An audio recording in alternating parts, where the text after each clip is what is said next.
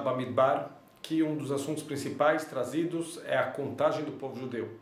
E uma das grandes perguntas que surge, para que serve saber o número do povo judeu, em especial o número de cada tribo, 3.300 anos depois, para que a gente pode usar para alguma coisa na nossa vida hoje em dia.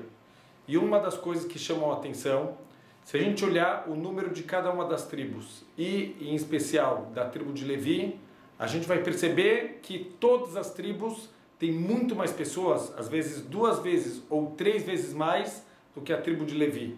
E a gente esperaria justamente o contrário.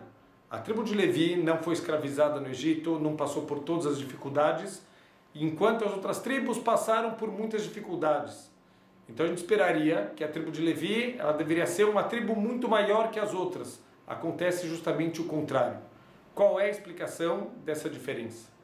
Então os nossos sábios, eles explicam para a gente que a tribo de Levi, como ela não foi escravizada, ela não entrou numa brachá que o resto do povo teve.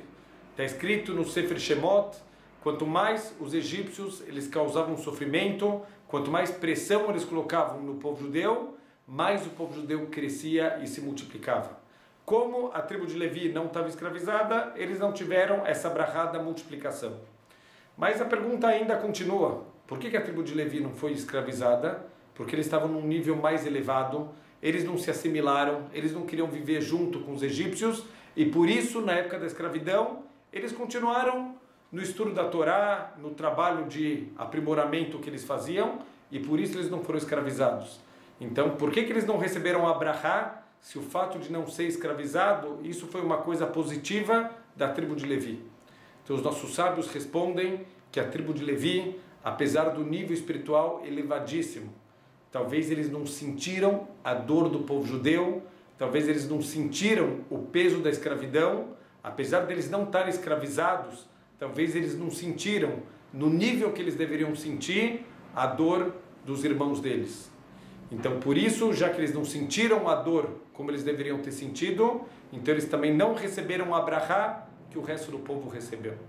Então, daqui uma lição importante que a gente tem para a nossa vida, o quanto é importante a gente sentir, mesmo que a gente não está dentro de um problema, mas tem uma pessoa próxima que está dentro de um problema, sente um pouquinho a dor do próximo.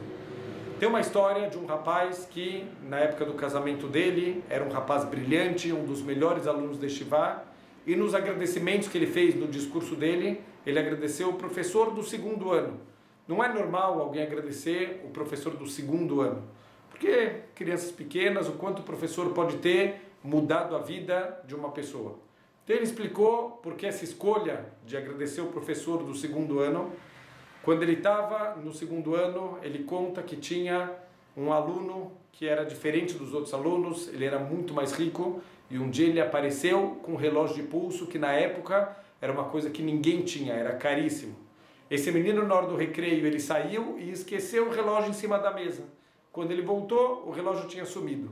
Ele chamou o professor, ele avisou do sumiço, o professor mandou todos os alunos ficarem de pé e começou a passar carteira por carteira, colocando a mão nos bolsos e procurando dentro das mochilas quem era o autor daquele furto.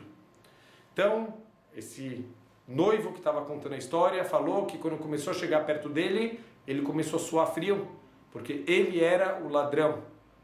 E aí, quando o professor chegou, finalmente, na carteira dele, colocou a mão no bolso dele, encontrou no bolso dele o relógio. O que esse professor fez? Ele fingiu que não encontrou nada, conseguiu empurrar o relógio para dentro da manga do terno dele. Depois que ele saiu, ele continuou fingindo que estava procurando nos outros alunos, até que quando ele terminou, ele foi lá para a frente da classe e ele avisou: eu achei quem é o ladrão desse relógio. Mas não é quem vocês estavam pensando, quem roubou o relógio foi o Yetzer Hará, a nossa má inclinação. O Yetzer Hará conseguiu entrar numa das crianças e convenceu ele de fazer uma coisa errada, mas eu tenho certeza que essa criança nunca mais vai repetir esse tipo de ato.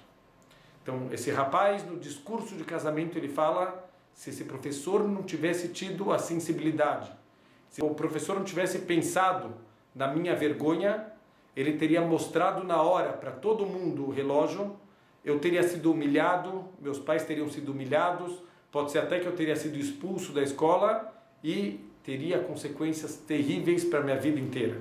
E graças a esse professor, que teve sensibilidade, que conseguiu sentir a dor e a vergonha do próximo, eu, graças a Deus, hoje eu posso estar aqui e posso estar nesse nível que eu estou hoje. Shabbat Shalom.